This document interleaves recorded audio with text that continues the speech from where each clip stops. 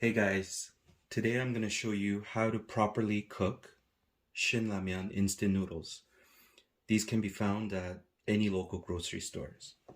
First I'll show you what's inside. Let's open it up.